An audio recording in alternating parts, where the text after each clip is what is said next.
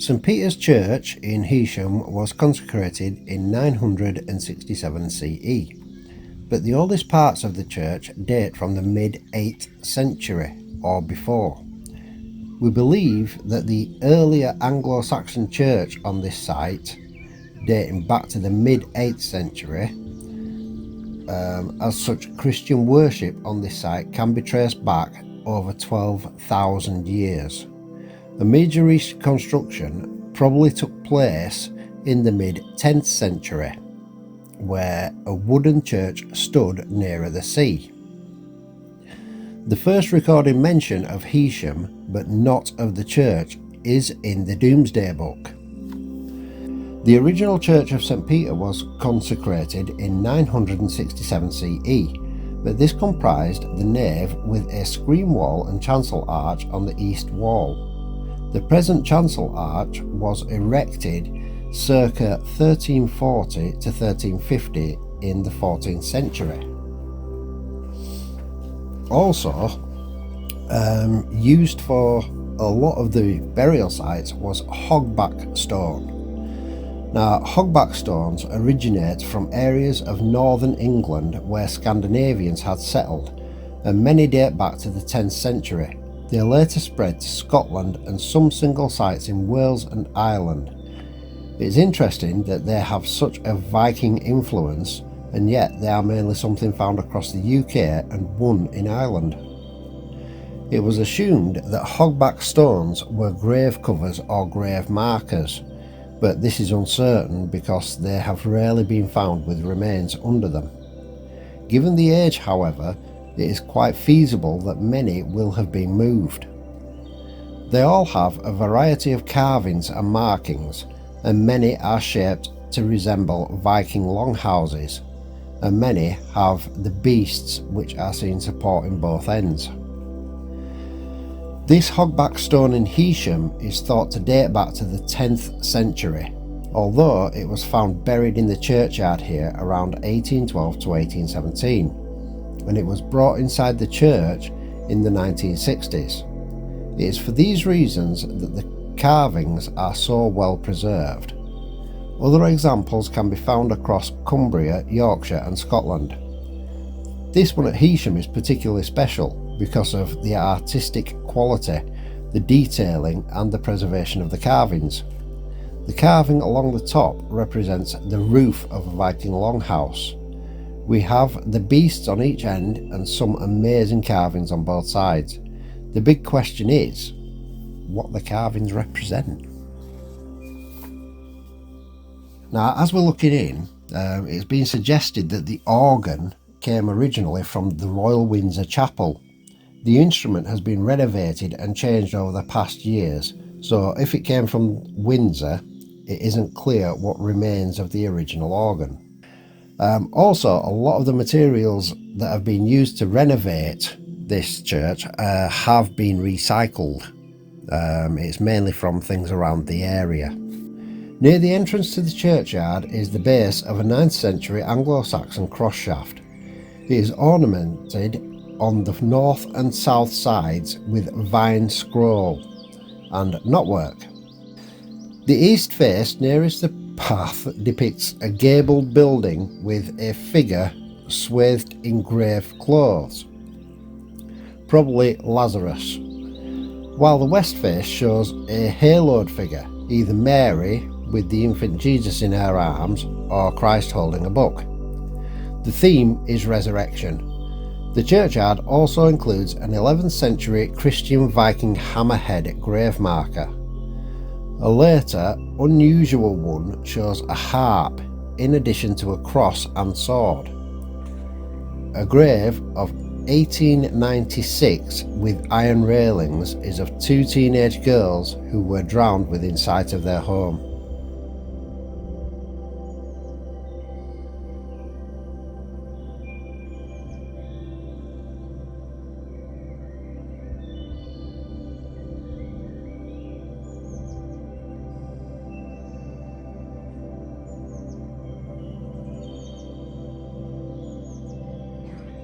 Gravestones from as early as the 17th century commemorate the ancestors of families still living in the village today. Okay, so this is the Anglo-Saxon Doorway on the west wing of the church, and it's believed to have been the first ever doorway used for this church.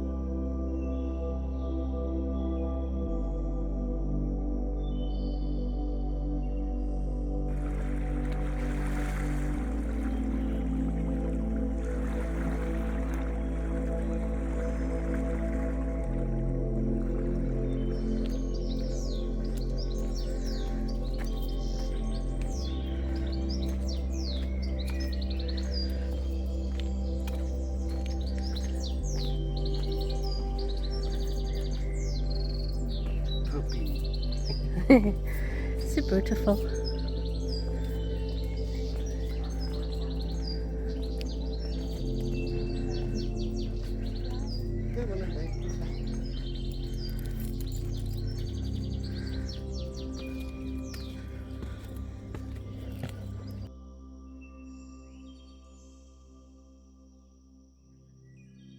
On the headland above St. Peter's is the Chapel of St. Patrick.